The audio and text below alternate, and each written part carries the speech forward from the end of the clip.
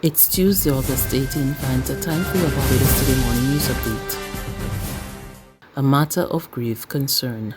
That's how Chief Executive Officer of Supreme Counseling Sean Clark is describing juvenile crime in the country. The majority of cases, he said, could be linked to physical or cyberbullying. He made the comments as two of the boys who were seen in videos abusing several homeless and elderly men last week apologized for their actions and must now perform a community service. Clark said the time has come for officials to pay urgent and serious attention to the issue of bullying and its detrimental impact on society. So that we need to address these situations. We need to bring these young people into counseling. We need to work with these young people. I heard the Minister of Youth recently say that there must be a systematic approach to bullying in schools in Barbados. And I completely agree with him on that. We need to get our young people into counseling. We need not to write them off. They will make mistakes. As a boy, I did a lot of things that I should not have done as well. However, I've learned from that because I had mentors. I had persons to work with me. I had persons to show me the error of my ways. And that is why now Supreme Counseling for Personal Development is offering that same service, that same assistance, not only to these young men, but for any young man or any young lady in Barbados that needs the assistance to move from point A to point B, to move from being a good person to being a better person.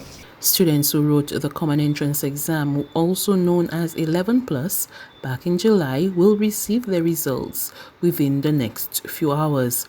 Education Minister Santia Bradshaw will first hold a press briefing at the LC Payne Complex at Constitution Road, the city, around 10 a.m. today to discuss those results.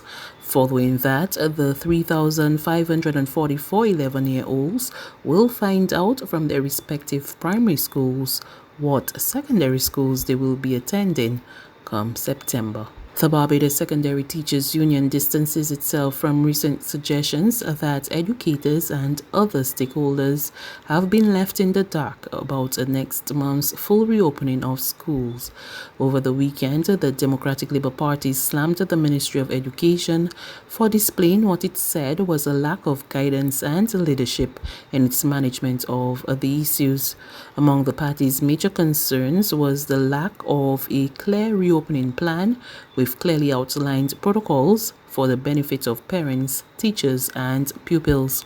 BSTU President Mary Redmond admitted that while there were no clear-cut scenarios in the uncertain COVID-19 environment, she was satisfied with ongoing discussions. I don't know what the others are suggesting, but the BSTU members know that the union is actively engaging the ministry on their behalf and will continue to do so and ensure that circumstances are safe for a reopening that does not put teachers, students, or other workers at school at risk. Our members know that, so, Is it too early to get some kind of insight into what is the most likely scenario for next month? We are looking. It is nothing that is. Let me say, every situation, every scenario, of course, is potentially complicated. And that is why it needs the involvement of all parties concerned. The owner of the Cove, a nightclub in St. Lawrence Gap, wants clearer COVID-19 guidelines from authorities as well as a meeting following the abrupt closure of his establishment early Sunday. The Cove was one of two South Coast establishments closed by the COVID-19 monitoring unit after a large number of young people were seen partying without masks in a confined space. Herman Maloney tells Barbados Today that, like many others in the sector, his business is struggling to stay afloat amid the COVID-19 pandemic and could not afford the type of losses incurred as a result of such sudden closure. But we still trying to figure it out. I had a meeting with my crew last night and a couple of people on the gap because I trying to figure it out. Business has been really, really bad, and to see a couple of hundred people in there last week, again, they got thrown out where you can capitalize is like real tough, but it's something we have to deal with or we have to figure it out. And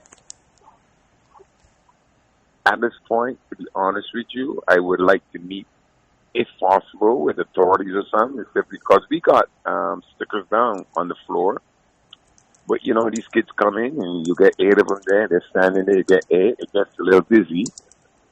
And they have 2 or 3 drinks. And, of course, to tell a guy, basically, he has to take off his mask or sometimes to drink. Yeah. Right? Does he put it right back on?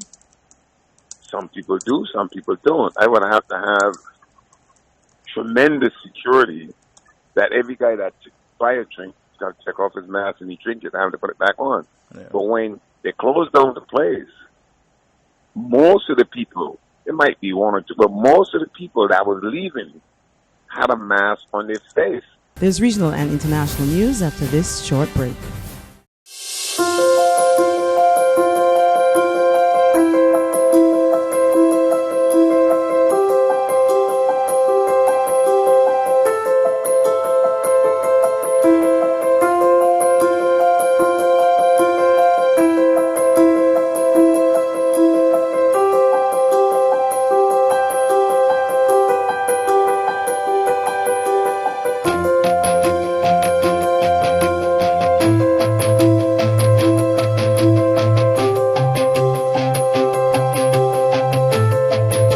Barbados Today, news you can trust. To news from the region, 14 new cases recorded today as the Bahamas continues to grapple with the COVID-19 pandemic. The cases, which were all from New Providence, pushed the country's overall tally to 1,329. These cases include 731 on New Providence, 461 on Grand Bahama, 45 cases on Bimini, inclusive of Cat Key, 44 cases on Abaco, 14 cases on the Berry Islands, 8 on Cat Island, 5 on Exuma, 1 on Eleuthera, 2 on Inagua, 1 on Andres, and locations pending are 17. There are 1,116 active cases, 191 recovered cases, and 32 hospitalized cases. In an address to the nation last night, Prime Minister Dr. Hubert Minnis announced further measures to aggressively battle the virus in New Providence. The restrictions I am about to announce will apply for a period of 7 days. They are effective immediately.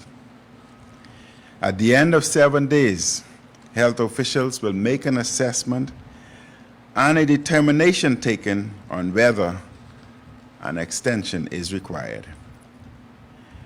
The new measures are as follows. Public offices will be closed except for essential staff.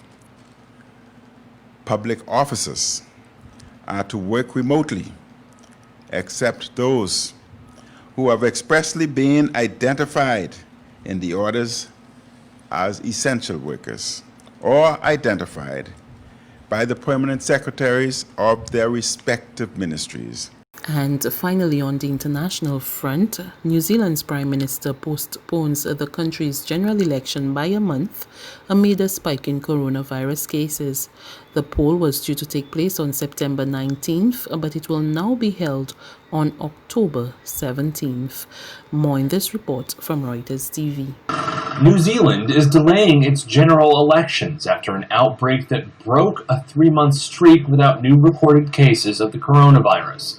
Leader Jacinda Ardern said Monday the country will push back the election by a month to October 17th. Ardern's been under pressure to put off the polls, with political parties saying it's impossible to campaign in a way to ensure a free and fair election. Ultimately, the 17th of October, in approximately 9 weeks' time, provides sufficient time for parties to plan around the range of circumstances we could be campaigning under, for the Electoral Commission to prepare, and for voters to feel assured of a safe, accessible and credible election. Due to this decision, I am proposing that Parliament reconvene tomorrow. Ardern's earlier success in stifling COVID-19 and keeping the country virus-free for 102 days, until the latest flare-up, has boosted her popularity. Her opponents accuse her of using the pandemic to shore up support, as she appears on television nearly every day to reassure New Zealanders, while other party leaders struggle to get attention. On Monday, New Zealand reported 9 new infections, bringing the number of active cases to 78. That's news. But for the very latest, visit us at www.barbadostoday.bb. You can also subscribe to our e-paper, email updates, or like us on Facebook, and sign up for our breaking news alerts via WhatsApp. We're also on Izumi Media in bus terminals, as well as screenplay at supermarkets and gas stations near you. And you can also hear us on Mix 96.9 FM and Capital Media HD 99.3 FM.